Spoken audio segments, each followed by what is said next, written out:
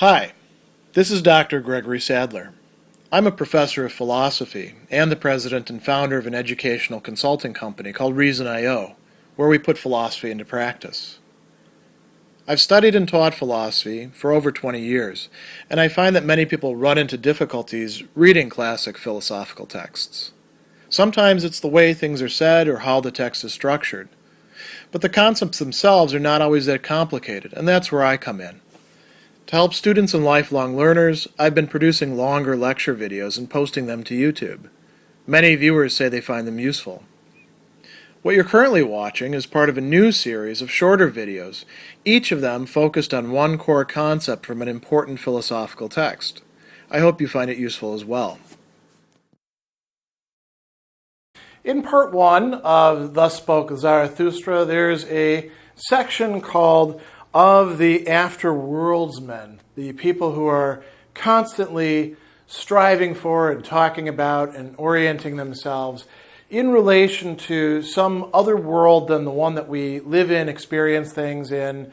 They may talk about an afterlife, they may talk about some ideal realm, but they all have something in common. And this chapter begins in a very interesting way with Zarathustra, Nietzsche's mouthpiece, confessing that he himself imagined a sort of projected being that then would have created the world. And this bears resemblance to some other religious and philosophical conceptions that you can find. He says that Zarathustra cast his deluded fancy beyond mankind, like all after-worldsmen, or beyond worldsmen, Hinterwelt, right? And he said, the world then seemed to me like the work of a suffering and tormented God. So instead of assuming a God who is perfect, totally unified, all the attributes in harmony with each other, he assumed a super powerful being who's a suffering God. And that suffering God creates the world precisely in order to distract himself or itself or whatever it is from that suffering that they're experiencing. And the suffering is caused, since there's no world before that, by their own nature. It says, the world seemed to me the dream and fiction of God, colored vapor before the eyes of a discontented God. Good, evil, joy, sorrow, I, you, I thought all of them to be things fabricated by this creator. The creator wanted to look away from himself, so he creates the world. And thereby he has a spectacle that can allow him to forget his suffering and forget himself. So he says, intoxicating joy and self-forgetting, this is what I once thought the world. Now, what would that mean about this world? This world would not be some perfect realm in which the creator loses himself in ecstatic contemplation of beauty or anything like that. No, the world would actually be more screwed up than him. The world would offer its spectacle precisely because it is a chaos, because things war against each other, strive against each other. It would be, as he says, an eternally imperfect image of a contradiction. A beautiful phrase right there. It's not just saying that it's a contradiction, it's yet an image of a contradiction. And here we might think that Nietzsche is, in some respect, playing off of the Genesis account of God creating man or humankind in his own image, right? The world is created in the image of a contradiction, and in some ways it's even more contradictory than the contradiction in this crazy God. So he says, this would be an intoxicating joy to its imperfect creator. That is what I once thought the world. How did I get out of that? Then I realized that this God that I created was human work and human madness like all other gods. It's just something that we're projecting beyond ourselves. And now we lead into a different approach that human beings have taken. Why would we come up with this God who is kind of nutty and creates a crappy world? Well, it explains the suffering that we're in and, in some way redeems that suffering. Not by transforming it into something else, but allowing us a distraction, perhaps humor, perhaps irony, something else. But there's a lot of people who are deadly serious about this. And they project an afterlife, an eternal world, a God, whatever it is that you're going to say comes next. Could even be, nirvana or, the endless cycle of birth and rebirth. All of these things are being projected as ways to deal with the fact that we experience suffering and we experience impotence, the incapacity to make things conform to our will, to be better than we would like.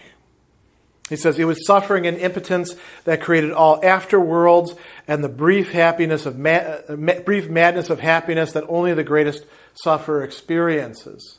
So if this is the case, then Plato's ideal world of the forms, the Jewish and Christian and other notions of a paradise or, heaven or whatever you're going to define it as, a place without suffering, a place without death, a place where we all get to see each other again. All of those would be projections that allow people to deal with how crappy their existence currently is in this life. But they would all be false. So he says, weariness, which wants to reach the ultimate with a single leap, with a death leap, a poor ignorant weariness, which no longer wants even to want, that created all gods and all afterworlds. And that's a very interesting way to frame it, isn't it? It no longer wants even to want. It wants to not desire, because desiring makes us unhappy, because then we don't get what we want.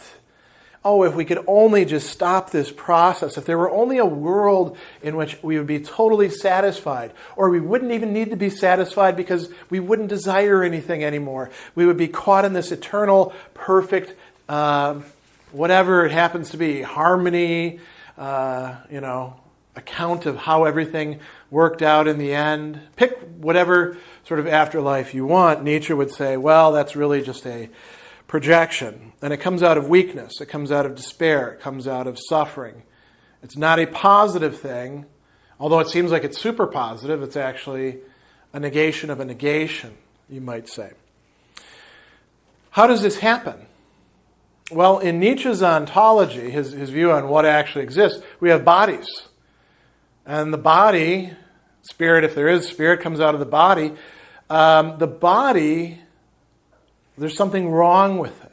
As he says, it was the body that despaired of the body, that touched the ultimate walls with the fingers of its deluded spirit. It was the body that despaired of the earth, that heard the belly of being speak to it.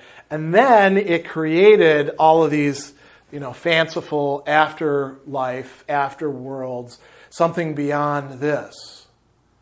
So it's really the body in a form of degeneracy that creates something beyond the body, beyond the earth, beyond this finite existence that we have right here. And it does so in order to deal with the meaninglessness and the suffering and the weariness that comes with being a living thing. So that's his explanation for all of these sorts of mythologies and afterlives.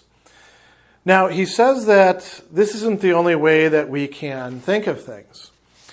He talks then about the ego, the ich. He says this ego, with its contradiction and its confusion, it speaks more honestly of its being. This creating, wheeling, evaluating ego, which is the measure and value of things. That is what we are if we choose to be that. If we choose not to buy into some pie in the sky, it's all going to be better sometime down the line if we just, don't let ourselves get too down by how crappy things are here. Nietzsche is saying, don't buy into that. Instead, be this ego. He says this most honest being, the ego, it speaks of the body. It insists upon the body, and it also insists upon the earth. He says even more honestly it learns to speak. The more it learns, the more it finds titles and honors for the body and the earth. And this taught him, he says, a new pride. No longer bury your head in the sand of heavenly things, but carry it freely, an earthly head which creates meaning for the earth. And so what is he advocating here? Don't allow suffering to get you to project some afterworld or afterlife or, transcendent God out there who's going to be somehow the solution to all your problems. Stick with the world that you actually have. Stick with the body that you have with all of its problems and the fact that it's going to break down and no longer work the way you want it to after a while. Stick with the earth, with this finite world of existence. He says, I teach mankind a new will, to desire this path that men have followed blindly and call it good and no longer to creep aside from it. Who was the ones who turned away from this? He says, the sick and the dying. They despised the body. They invented things of heaven and redeeming drops of blood. But all of this was actually coming from the body and the earth, which means that the body and the earth are actually much more than these afterworldsmen take them to be. They say, well, the body and the earth, that's not really important stuff. Maybe they're even illusory. They're material. This stuff over here, whatever it is that we're saying is the transcendent, that's where the real action lies. Nietzsche is saying, no. The only way you've got this transcendent thing over here is that came out of the body and the earth, and you used its resources to generate it in the very first place. So why not just go back directly to the body and the earth, embrace the suffering that you have, but don't allow it to drag you down, and don't allow it to turn you into one of these afterworldsmen.